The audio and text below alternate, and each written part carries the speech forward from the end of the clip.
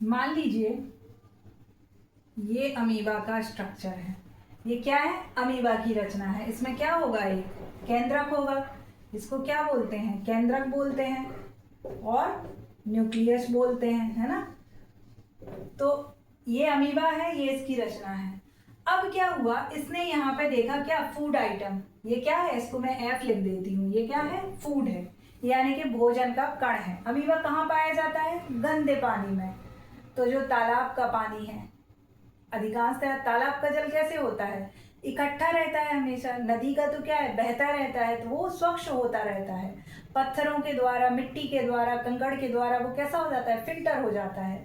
लेकिन जो तालाब का पानी होता है, पॉन्ड वाटर होता है, वो कैसे होता है?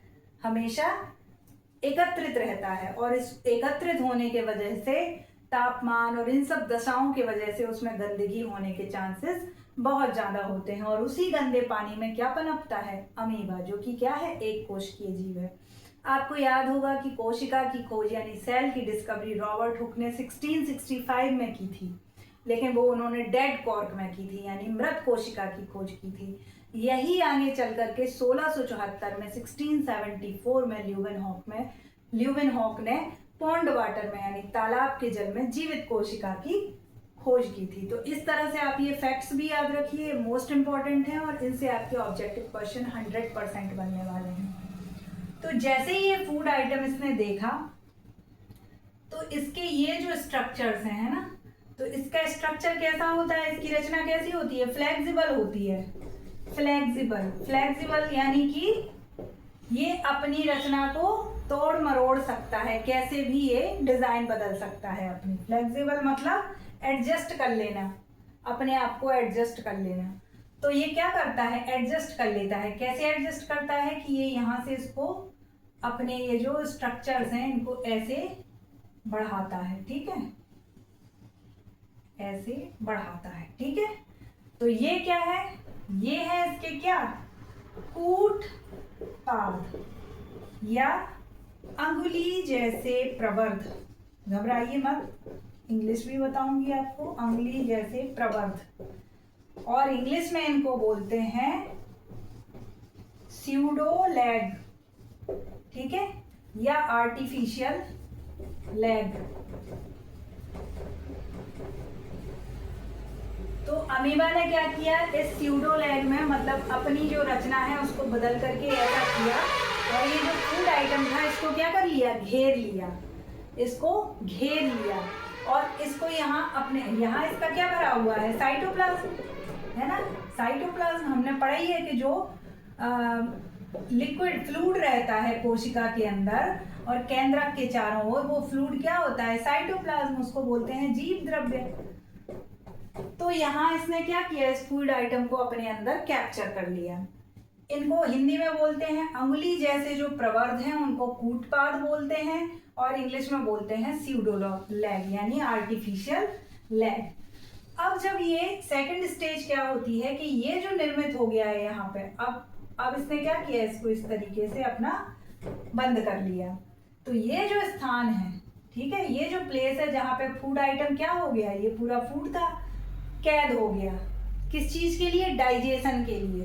तो ये इसकी प्रोसेस क्या थी? अमीबा की ये कौन सी प्रोसेस थी? ये एब्जॉर्प्शन की प्रोसेस थी, यानी कि इनटेक करने की, फूड को अंदर लेने की प्रोसेस थी। वो किसके द्वारा लेता है अंदर? अपने अंगुली जैसे प्रवर्धों यानी कि स्यूडोलैग से अमीबा फूड आइटम को अंदर लेता है।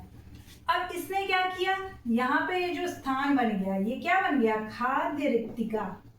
खाद्य रिक्तिका, इसको इंग्लिश में बोलते हैं फूड वैक्यूल। अब इस फूड वैक्यूल में इस फूड आइटम का क्या होगा? डाइजेशन होगा। ये फूड क्या होगा? इस फूड वैक्यूल में डाइजेशन होगा। डाइजेशन यानी कि जो भोजन है वो कैसा होगा? टूटेगा। टूटेगा किसमें? छोटे छोटे कणों में। छोटे छोटे कणों में, इतने छोटे कणों में टूटेगा कि जिसका जो है रस है, मतलब जिसका जो तत्व है इंपॉर्टेंट, जिससे क्या निकलनी है? ऊर्जा, वो डायरेक्ट इसमें अमीबा के द्वारा मिलाई जा सके। तो पहला स्टेप क्या हुआ? भोजन का अंतर्ग्रहण यानी भोजन का इंटेक किसके द्वारा? अंगुली जैसे प्रवर्धों के द्वारा, यानी कूट पादों के द्वारा, यानी कि आपके स्यूडोलेग्स के द्वारा। दूसरा स्टेप क्या हुआ? फॉर्मेशन ऑफ फूड वैक्यूल, यानी कि खाद्य रिक्तिका का निर्माण। और थर्ड स्टेप क्या हुआ? उसमें उसके अंदर डाइलेशन।